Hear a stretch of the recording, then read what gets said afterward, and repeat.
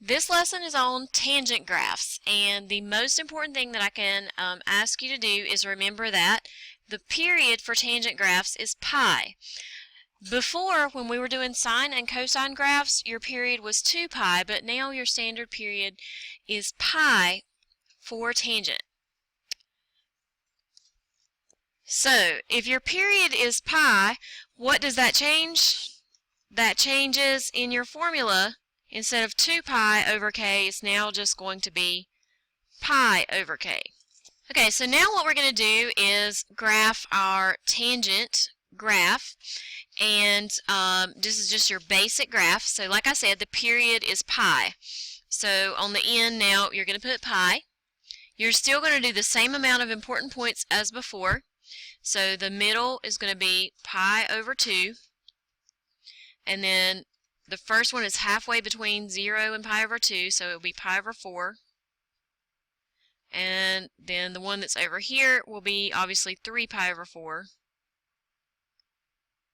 And so that's how you label your x-axis when it doesn't have any kind of period change.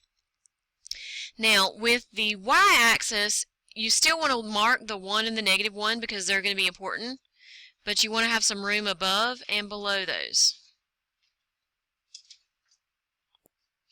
Okay, now if you think about the tangent of pi over 2 from your unit circle, if you did the tangent of pi over 2, what would you get?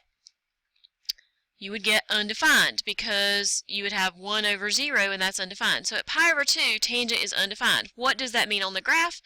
It means that there is a vertical asymptote there, which is the line that our graph was going to get close to, but it's not ever going to touch it. Alright, now if you think about your unit circle and the tangent at 0. So the tangent at 0 would be 0 over 1, which is 0. So we will be at 0, 0. And then your tangent at pi over 4 is 1. And because that vertical asymptote is there and you see what's happening with these points, it's actually going to curve kind of upward toward that vertical asymptote and get close to it but not ever touch it. But there's also another side to this. If you go to the tangent of 3 pi over 4, the tangent of 3 pi over 4 is negative 1. And the tangent of pi is 0. And again, if you work those from your unit circle, those are the values you get. So this side is actually going down. Okay. Now, I'm looking at one period of tangent, one cycle of the tangent graph. But as you know, we can go around the unit circle forwards a lot of times or backwards. This graph continues forever in both directions. And so think about if I connected this part over here, it would continue up and kind of make what resembles an x-cubed graph but isn't really. And you would just have a lot of those. And so let's pause right now and graph this on our calculator and look at more than one period. Okay, before we move on to a different graph, let's think for a second about what the domain of this would be. Would it be all real numbers? Hopefully you said no, because we have this asymptote here. We don't have a tangent at pi over 2 or any of the other places where there is an asymptote on a tangent graph. So I'm going to write this as one of those little formulas, and it's all real numbers not equal to. And one of the ways I can write this is by putting the first one that I know, which is pi over 2, and then adding multiples of the period, which would be pi k or pi n or whatever variable that you choose to use. So this is the first one, and then every pi distance from that you have a vertical asymptote.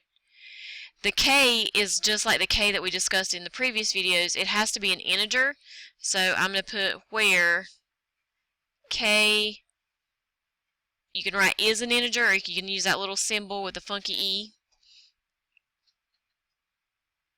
And the double Z, which means integers. Okay, also I want you to, not sure why I'm using a double R, I want you to think about the range. What would the range be for this graph? Well, it goes down forever because this arrow goes down. It goes up forever. It doesn't have any horizontal asymptotes or anything that's a problem. So the range is actually all real numbers.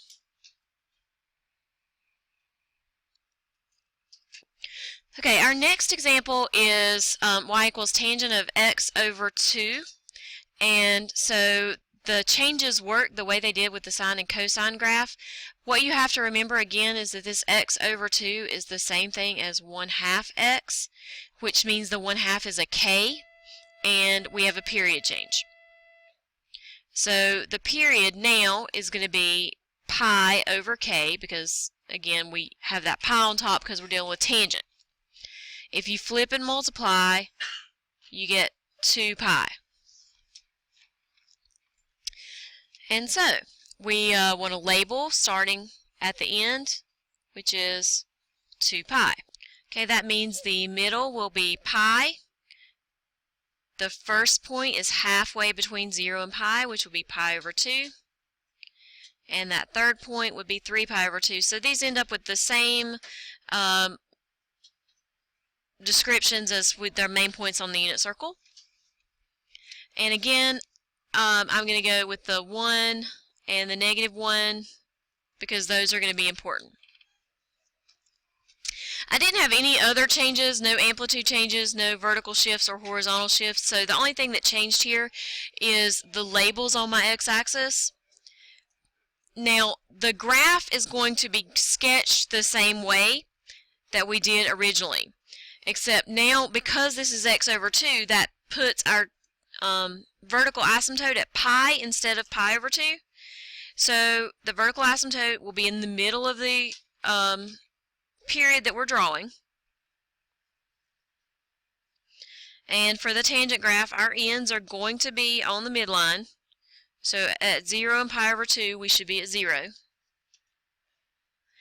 And then that pi over 2 should be at 1, just like pi over 4 was originally. And the 3 pi over 2 should be at -1. And you'll sketch the graph together the same way, go through those points and curve toward the asymptote.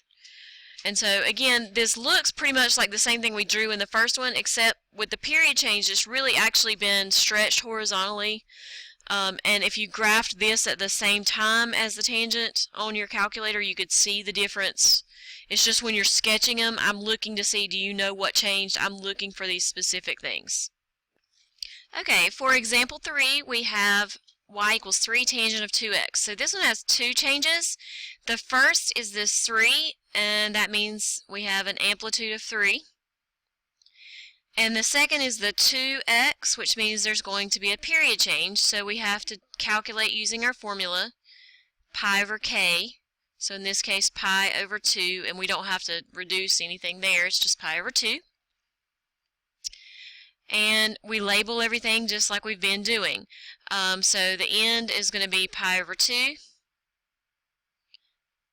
Halfway between 0 and pi over 2 is pi over 4. Halfway between 0 and pi over 4 is pi over 8. And then that would be 1/8, so 2/8, this will be 3/8. Now what happens when the amplitude changes is that those special points are no longer at 1, they're actually going to be at 3. So I need to label 3 and -3.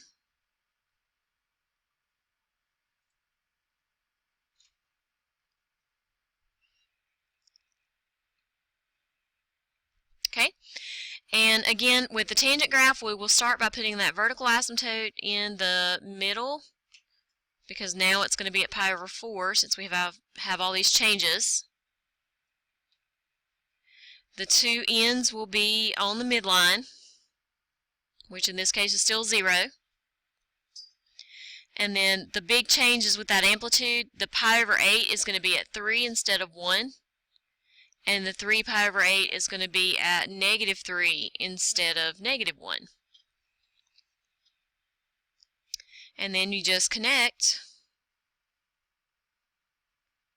as smoothly as possible, which is a bit of a challenge sometimes, and make your section of the graph. Okay, our last example is y equals negative tangent of x plus 2. So we have two changes here. The first is the negative out front, which is going to mean it has a vertical flip. And then the plus 2 is going to mean that it has moved up 2.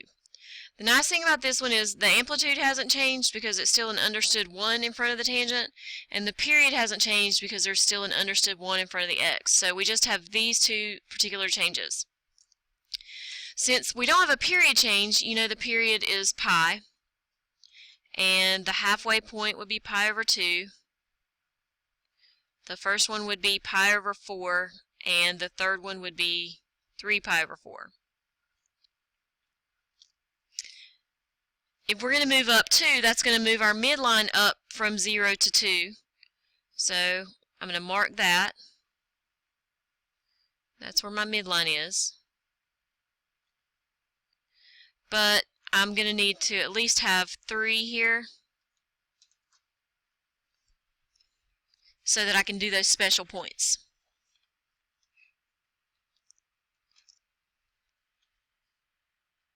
Okay, so when you go to graph, again, I like to start with that vertical asymptote in the middle.